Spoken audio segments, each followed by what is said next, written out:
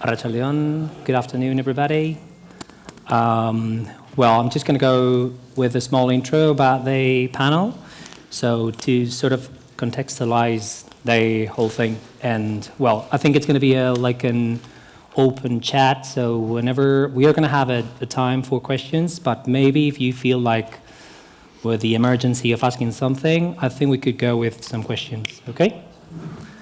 Well, the electronic music industry is a dynamic and ever-evolving ecosystem where professionals must manage multiple projects simultaneously. And, well, I think I'm surrounded by clear examples of that. Well, with people who are 100% professional on what they do and whose work I really admire. I know personally Cora and Albert, and now I know Casper as well. And, of course, everybody, we all know Dekmantel. And, well, in between even promotion, record labels, communication, artist management, music production, touring, and many other responsibilities. Apart from that, we have our daily routines. And these are some of the many branches the industry has. So this is a part, but there are other ones.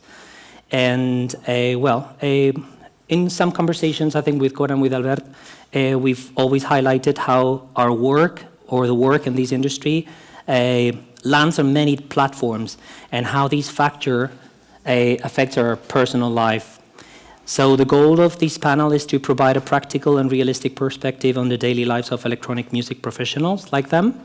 And we also show the strategies they apply to continue growing in the industry without surrendering into burnout or losing focus. So I firstly want to introduce myself like an example, and then we'll go one by one. So, well, my name is Fermin, and I work for Farmway Records, which is a local agency label. I work with people like Matías Aguayo, Alejandro Paz, Ángel Molina, DJ Hell, Optimo Espacio, among others. Then I also work for Primavera Labels, which is the label of Primavera Sound.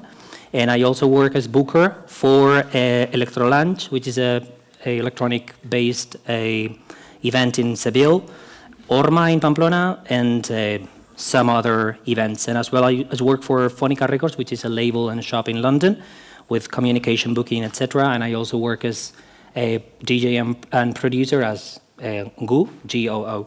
And that's a sort of like small introduction, and we are going to go through the other profiles. So I just want to introduce yourself like like 3 words, 3 sentences, although most of us, we know all these 3 characters. Can you, Cora, for example, can you spare?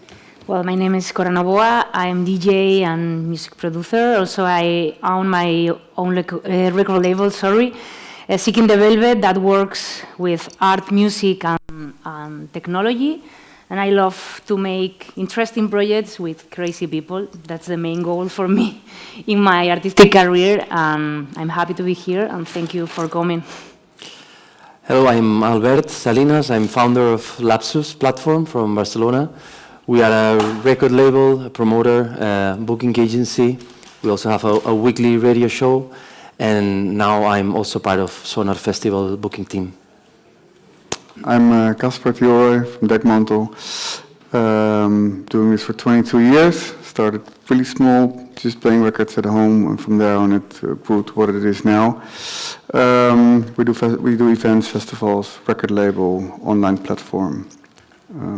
Yeah. And the whole. I want you to tell us one thing about your job, work, daily thing that we won't find on your social media. Something you are working, but it's not right. You don't need to say names or I'm booking these or I'm going to do these or release that. Just one thing, one sort of clue. Casper?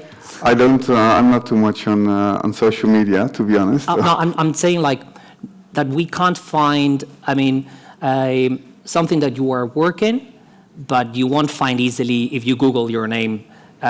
Professional or personal? Professional. Professional, okay. Yeah. Release something or... Well, indeed, I'm not into my personal socials. I'm not super active, but I would say that all that it's Lapsus related thing, it's more or less on socials. I could say something like related to the future, releases. That's it. I mean, something like... I would say one word, Fugazi. Okay, really? Cora, something? Well, I'm working in a lot of unreleased music, and and also in an interesting project for Seeking the Velvet that we will launch next month, and it's about communication and share with a lot with a different profile of artists. Well, you will see in a couple of weeks. Okay. So, in this industry where you are receiving projects, suggestions, new profiles, etc., how do you prioritize or select the projects in this saturated environment of, releases, bookings, new artists? How do you prioritize or select that kind of things? You've got any kind of strategy, or do you just go with the flow? Well, I have. I'm not doing it by myself. I have a really great team around me. I'm not the best person to structure things around me, but I know where I want to work on. So I have my priorities, and from there on, I think there's just a strong vision and mission from what we do and the strategy behind it. And from there, we work on it with the team with different projects, and then we see. We're now working on a big international strategy, another festivals, mid-sized events.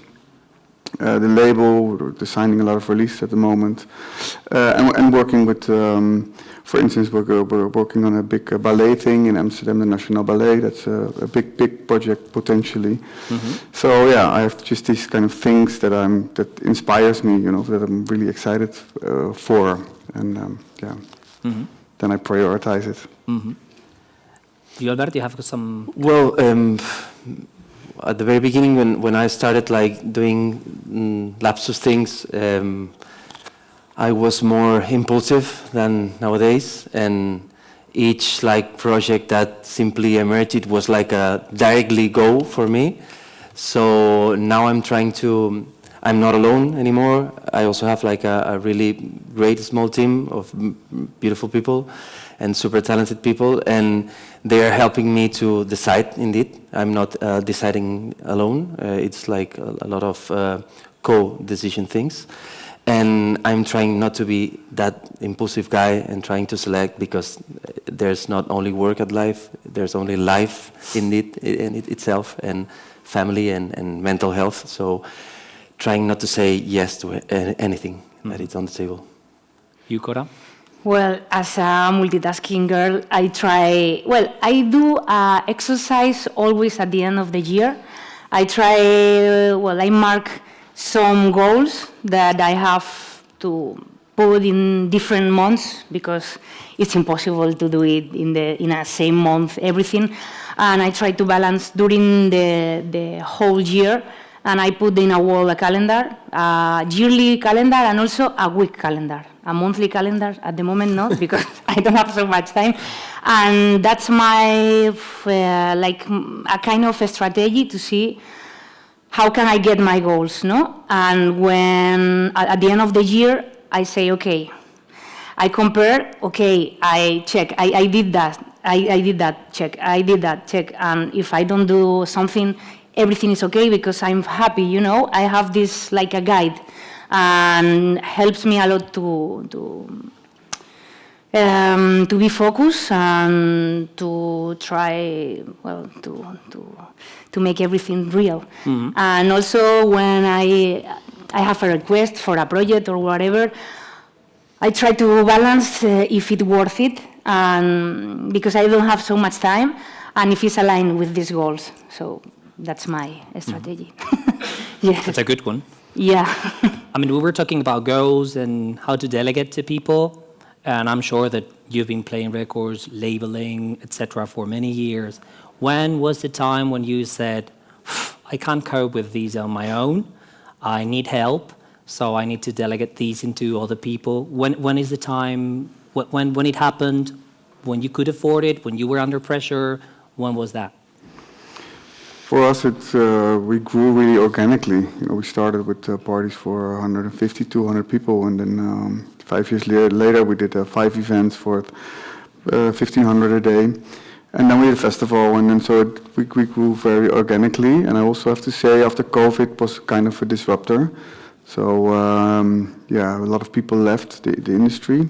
So I really had to rebuild a new team, which cost a lot of effort and energy and focus. And now we're really back on track, I have to say. I informed a new management team, which is doing really fine. So that also gives me the opportunity to step back a bit and breathe a bit more. And like I said before, I'm having a little baby in 2 months. So things will be very different for me. It will be. Yeah. Yes. You, Cora, when was that? When was the moment? What was the question? Sorry. When was the moment when you finally said, okay, I need help with this, I can't cope with it? Right now, I'm at this moment, but it's not the first time it happened to me, but I always try to fix things by myself. But at this moment in my career, I was searching for someone to help me because it's impossible to manage. And it's a good thing. And I think I didn't do that in the past because it's a lot of responsibility. And it's to trust in somebody, to build something with somebody, and to push the project. And now I'm on that. Well, I felt like this is the moment, and I'm on that. I will work with a guy, and we begin next week. So yeah, happy. Of course. You, Albert? Sometimes, I don't know, that's my perception, but you think that you are like a superhuman, and you think that it's good to have control everything, and maybe you forgot about like that you are working on music and on art, and maybe you are like spending like most of the day like on accounting, fixing things. Yeah, or maybe like receiving invoices or paying invoices or whatever. There is a documentary about Marina Abramovic. And she said, I manage things.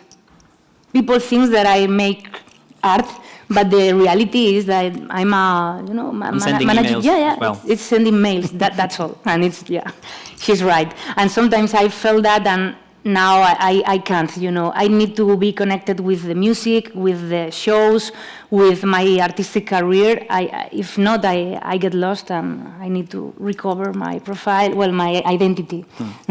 Yeah, and if your project grows, that indeed it's that you really want to grow, but when it grows, the projects are bigger, and then you don't have enough time to be involved in there, and then you need enough time to create something unique in a bigger scale. So you really need like talented people to help you and to give you like that space to make that thing. So it's not about like scaling and getting bigger in terms of business, and no, it's about delivering the same quality, but with a like slightly bigger project. So, yeah. But for me, scaling has like an end. So it's not scaling until the infinity. I mean, we also come from a scene that I think we are pretty much into the underground and the culture of do-it-yourself.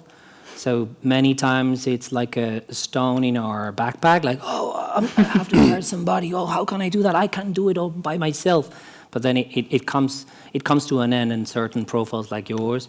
And I think that was is linked to the next question. And how do you cope with this rock on your backpack, with your daily routines, with this thing of, I have to cope with my work, with this thing of philosophy and also do it yourself and be under control of everything, with your daily routines of family or play with my friends, for example? Mm-hmm. Well, there is a lot of work now. I'm mainly working, I have to say, but I like it. I don't see it as work. I started it as from a passion, and I never did something else. So yeah. But like I said, things will change. There will be a family. They need my time as well. So that.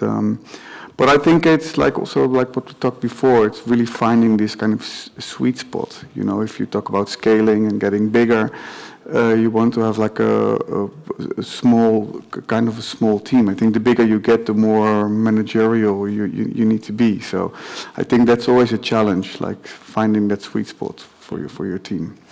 And I guess the passion itself, I mean, you're passionate about your work, and the passion will always like request attention, and your health and your mental health, it's like the money, the cash that you're using for that passion. So in my case, when kids arrive, or maybe when I decided to build something with my couple, then it's when life told me, okay, it's not, I mean, it's passion, okay, but try to...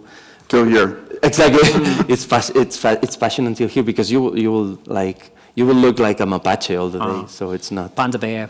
Panda bear, yeah.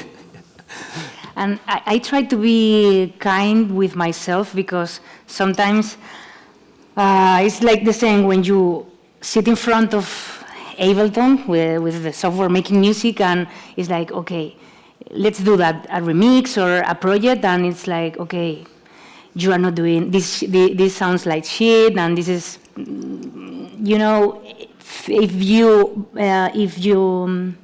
are, how do you say, if your intern conversation is destroying you, is the worst you can feel it. And I try to be kind with myself. That's the trick, no? Okay, if I can maybe do these 3 things today, let's try it, just do 1 thing, and tomorrow 2 things. And I'm not a superhero. I'm a person, and I have a life, I have a family, and we have a child, and it's like, okay, I want to enjoy life. It's not, I'm not a computer or a robot. It's complicated to say that, because it's something to handle every day, daily. Yeah, I tried. This is one of the goals of this year for me, be kind with myself. And maybe on socials, I think that artists, or maybe, I don't know, the people in the business, we always have to seem like extra motivated and super into passion, and I have like a lot of days that I don't really want to work. Mm-hmm. And I prefer to be at home with my people, and prioritization. Not even, and not even listening music, and I mean, life is important, again. Or listening to Rock FM. Sometimes it's like, okay, I'm super over everything. Or play games. I need some basics. Yes, playing, yeah. Rock FM. We don't have it in Holland. We have only shitty radio. Talking about that kind of, don't push yourself too much, too hard. Do you consider that, even though, for example, I don't consider the people I know very competitive in terms of, oh, you Fermin, you were playing here, and fuck you, I want to play in the same places, or you Cora, or you Albert, or you Casper. Even though I don't feel like that face-to-face or personally or as a theme. Do you think that the music industry is pretty competitive market, a very hard industry in that kind of thing, compared to other ones? I always feel like, I don't know, I see my local bread store, and sometimes I think, I want to be like them, serving bread. Yes. Saying good morning to everybody, because here we don't have competitivity. Do you feel like it's a competitive industry or not? The bread scene in Amsterdam is very competitive at the moment. It has to be. We have good breads at the moment. Yeah, there's a lot of people doing bread. You think so? Maybe no. I've never been into other kind. I mean, yeah, I've been working in my parents' restaurant during 10 years. At the very beginning, with doing a lot of things, and I guess each thing has its own. I mean, we've been like super worried about people like coming to the restaurant and like having a good. I don't know, but yeah, I mean, electronic music industry, it's tough. You have to be there. You have to be out. You have to like network constantly, and maybe sometimes there's like some kind of weird competitive things that I don't really understand, but they are there. But but I'm always guessing that new generations, or maybe not the ones that we founded, the big structure, are maybe trying to connect more between each other, to trying to create different things. But again, for me, it's a competitive thing. Yeah. Mm-hmm. I don't know. Think What do you think? No, I think it depends on the community you are, no, inside, and if you, in your friends, your producers, or in your label, and I think more that is something about that the music industry is unfair in general, but music industry and I don't know, everything, art, dance. If you are a chef and you cook, content creators, there are everybody. It's super, it's super saturated, the market in everything. And it's unfair because people forget. We forget concerning politics, and we forget concerning everything. So it's easy that the audience and the people forget you. So it's complicated to try to be there, no? To have your space, to continue connecting with your community. And that's why I prefer to be surrounded by people that has the same values, to help each other and to go a step further concerning music, to share and to experiment with sound, in the studio, to collaborate, because I feel comfortable in this space. But I know that not everybody is like me. There are a lot of ego, and it's normal. Everybody, we have ego, so I don't know. It's complicated. Related to that as well, how does these being aware of everything, all the tendencies, growing, 365 days a year available, these kind of tendencies in the industry, how does it affect your daily routines? Nothing about, I don't have time about producing music because I have to be uploading things on the Instagram. Daily routines, how does it affect to you? Yeah, I don't upload a lot on No, I mean, how does this pressure of the market affect, let's say, we were talking... Well, it's a pressure on society, I think.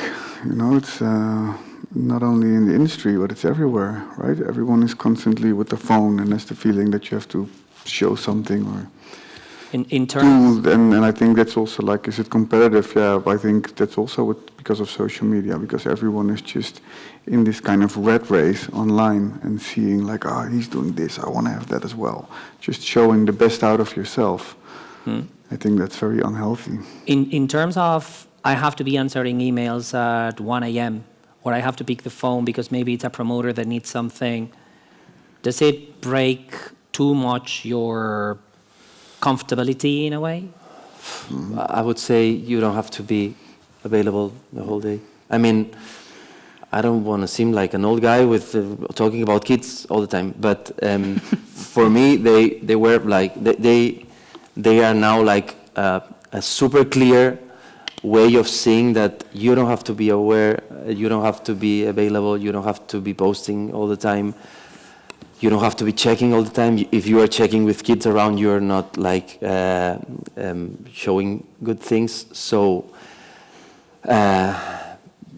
for me, it's really about having a good environment of people that you love and they love you, and you have to help each other to not be super obsessive about all this, because it's not healthy. So I'm not available the whole day. Yeah, it's a good thing. I wish, but the problem is that I'm addicted to work. I love. Like the track, Mary Davison track. Working. Yeah, I love, and that's a problem. Because I'm addicted to connect to mails and to social media, and I'm trying to fix that because I'm not happy. Yeah. Dopamine. Yeah, it's dopamine. No, but I don't like. I know, but it's complicated. We are all into it. Yeah. I mean, you're not alone. You're not because and sometimes as an artist, it's complicated because we don't have like a proper scheduled time, and I work this month, for example, all the weekends I was having gigs, and I need a break, no? Next month I will have it, but sometimes it happens, and I don't know if... It's complicated because you are freelance. Every freelance, if they're in the room, is like you take the jobs because maybe 1 month you don't have, and that's the thing. So complicated. We were talking about that exactly, about this uncertainty our work has. Like this month, it's been great. Next month, I have these. In a year, we are going to grow and we are going to do a new event with Dekmantel, blah, blah, blah. I've got a new release and I know I'm going to play Sonar Festival 2026, so on and so on. But there is a kind of black cloud on top of our heads called uncertainty as well. And how do you leave it in terms of uncertainty of what's going to happen next month? I'm going to talk a little bit rough. Which piece of shit I'm going to eat next month? Because I know I'm going to have one on my desk waiting for me, like, hello. How do you live with that? It's also an uncertainty of dates and problems, but also economical. I mean, if you are freelance, I'm freelance as well. It is like I'm going to get as many gigs, jobs, releases, or projects I can handle, because I don't know what's going to happen in 3 months. How do you cope with that? You've got strategies. How do you deal? Have you thought about that? Well, for DJing, I'm trying to find a healthy balance, but it's always you do too much or you do too less, so that's always a conflict. But I'm fine, you know, I'm not in the stress. If I don't... You don't feel yourself like I have to take this? No, or maybe not anymore. And with Dekmantel, yeah, it's different. I think the whole industry is facing serious problems at the moment, like spending is low, so I think everyone is has the same problems there. So that's fighting. But I think if you have a strong vision and you have like a strong identity of what you are, then hopefully you can sail through the storm. But you need to be really focused, and so that's my main thing where I'm focusing on, and trying to steer the ship. Mm-hmm. Albert, Cora? Uncertainty? Please. I mean, I guess that if you are like a hard worker and an obsessive worker, maybe those pieces of shit like start to decrease, and then maybe when they are not there anymore and you really want to start like a super silly new area of and at the end it doesn't work, and you promise yourself, I will not do this anymore in my life. And a couple of months after, okay, maybe I want to repeat it, and maybe I want. So, I mean, uncertainty, I would say that it's part of the success. And okay, I don't know if this will work, but if I'm not doing it, maybe I will not success. So, if you're a freelancer, I mean, there's two kinds of guys in the world, the freelancers and the rest of the world. So if you are a freelancer, you have to navigate on those seas. Mm-hmm. So, yeah. You, Cora? Well, it's complicated to handle that, but for the first time this year, I have covered the whole year, so I'm enjoying with a lot of relax, and this gives me freedom, so I can say no to play in or to make a workshop and choose better my projects. And that's something that is a gift. It's a gift? Well, no. I work it, and that's why I have this, no? But... you are your client. Yeah, I am my client. But I value a lot, but it's complicated because maybe next year is not like that. And I have 2 months in a row full of work and maybe one without, and we have a family, you have rent, you have to pay taxes, everything, and well, you have to accept this. I think that if you are freelance, you have to accept this and this boundary and the fears and try to continue, no? Like, okay, let's follow the path, your path, and trusting on that, you know. You have to trust and work. Angel Molina, a friend, told me the other day, Fermin, when you enter the music, sometimes there's a certain point in your life in which you cannot look to your back saying, oh, I can go back to my teacher life. No, there is a moment in your life like look forward because you're into music and now music continues. Well, I wanted to ask you as well, how do you manage the quality of your projects and these levels of productivity and uncertainty? Because it's difficult sailing through these unstable platforms to say, well, Cora, you said, okay, I focus on my Ableton projects, I don't push myself too much. How do you deal with these kind of being wobbling all the time in these variable market? Do you've got any kind of a strategy to say, for example, I focus on analog footwork, or I don't accept certain things To keep because connected. because I want to push the quality of what I do? But you say that to keep connected with all this happening, with the scene, with the industry, and all the changes about the industry? No, or I'm not? talking about what you produce, Okay. or what you book, or what you release, or what you play.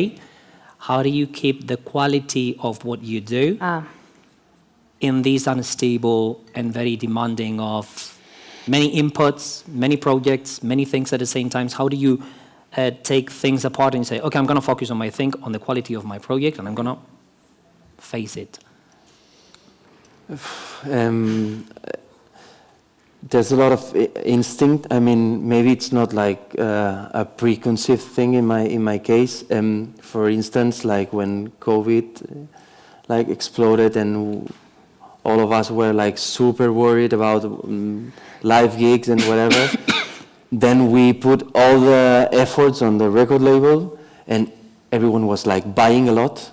And then you created like an idea of, okay, the people will buy like a lot of records forever. And you create a schedule, and then 1 year after, the sales like got down, and you have to make like super impulsive movements.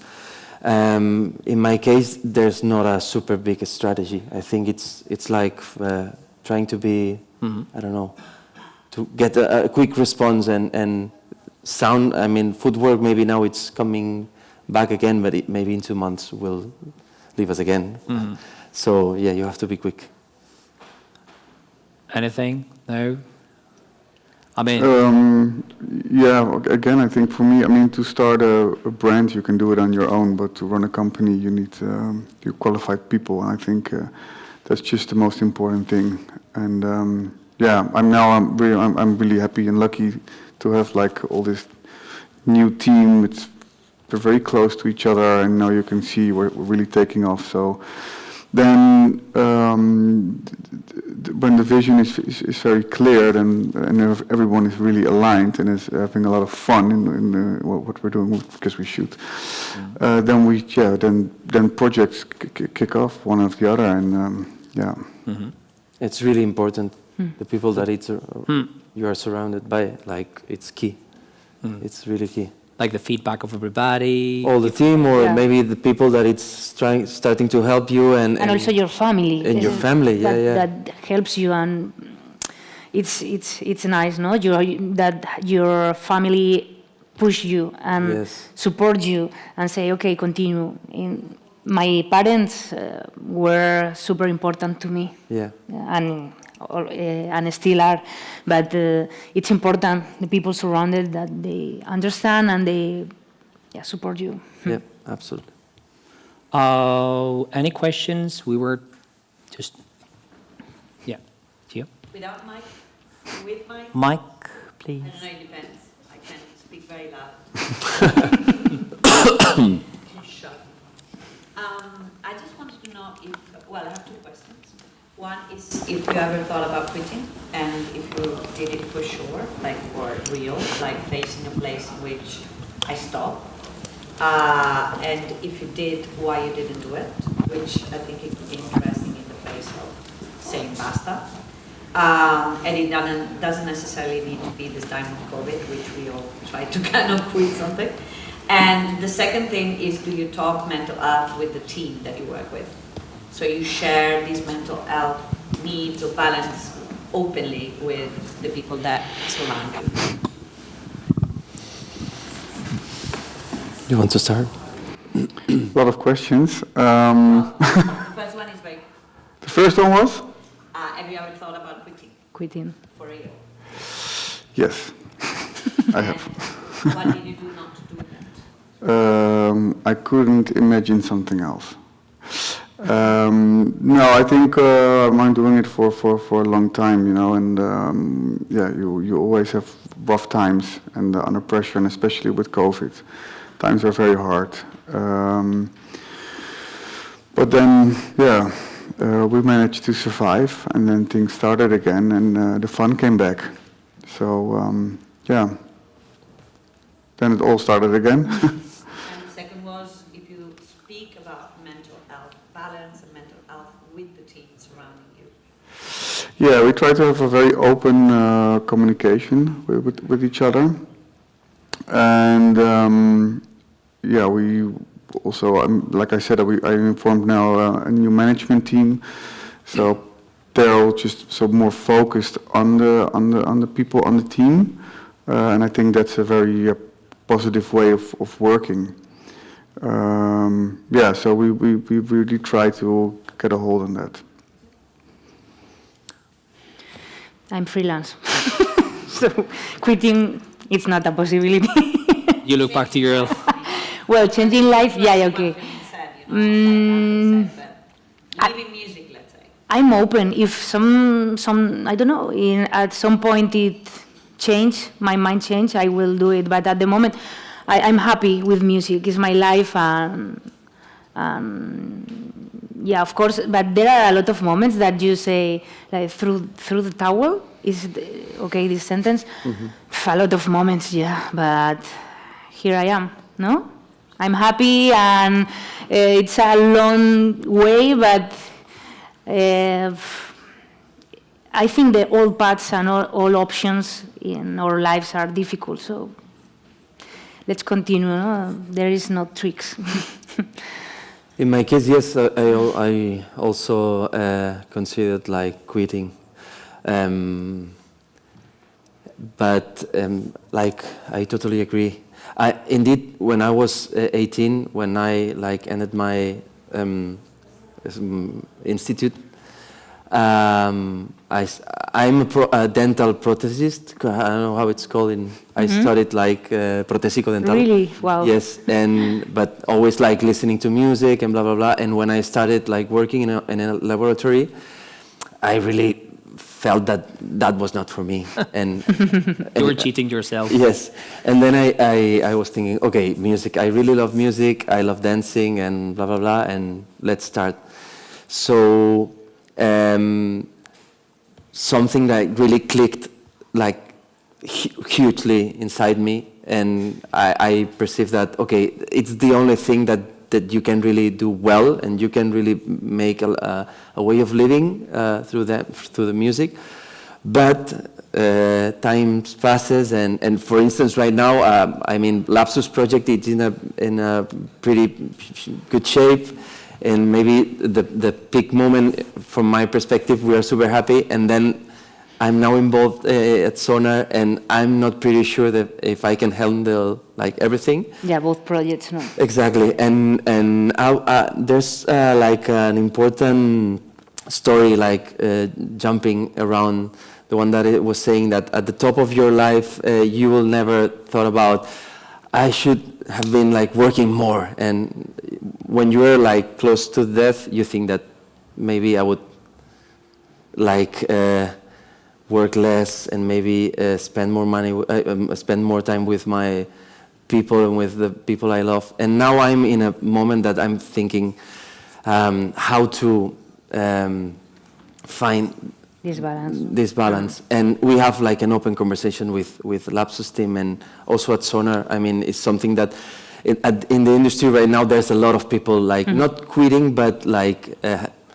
having some medical leaves because they are like working too much, and that's not healthy, and they are available 24 hours a day, and that's not healthy. So we have those conversations, but in my opinion, not enough. So we are in the mental health moment, I would say, in the industry.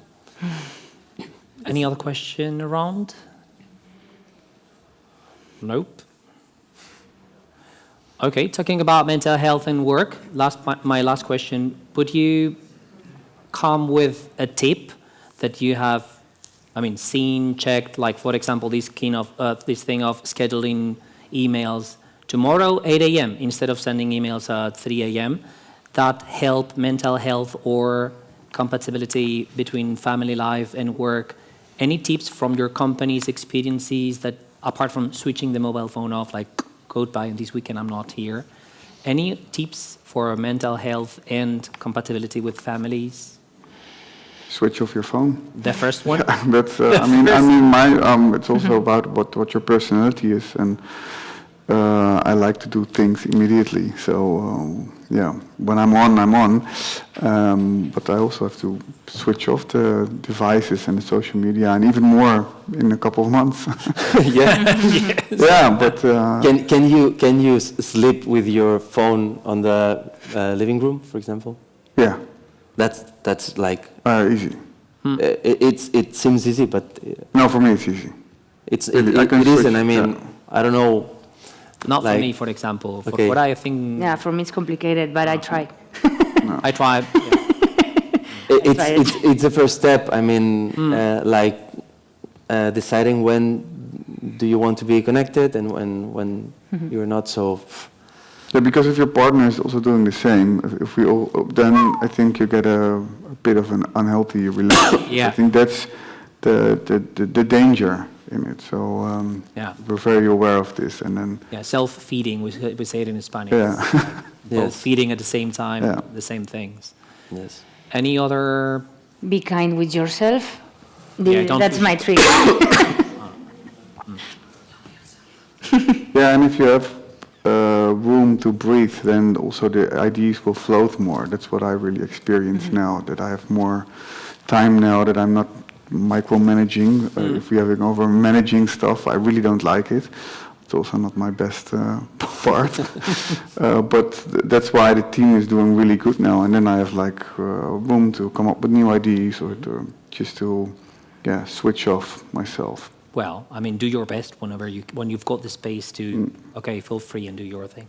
Yeah, and how many things you are doing on a daily basis that are not related to digital things, digital stuff? How many analogical things you do? Okay, do you like running? But are you going with your phone, with your everything 100% equipped? That's the only time when I don't have a mobile phone. That's when I think about things like new projects, new tour of whatever. Yeah. Running without a phone and without music, because if you're running with music, then you say, "Oh, these beats, oh, these vocals." Yes, Oh, really? Yeah, it's about reading, about cooking something for you, paying attention that you are cooking something good for you.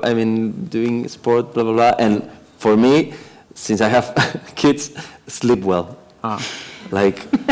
Sleep well and not being getting Micro siestas. macro siestas. It's 5 times a night. Wednesday, it's Saturday. I'm 52. I'm 18. When I'm here, so sleeping. It's really. It's the best for me. It's the most important thing in the world. It's a good sleep.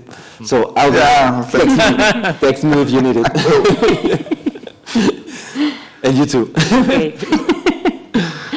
Well, I think we're done here. If you don't have any other questions, eskerrik asko. Thank you, everybody, and that's it. Thank you. Thank you.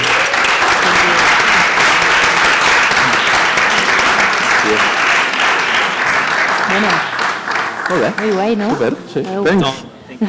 Yeah.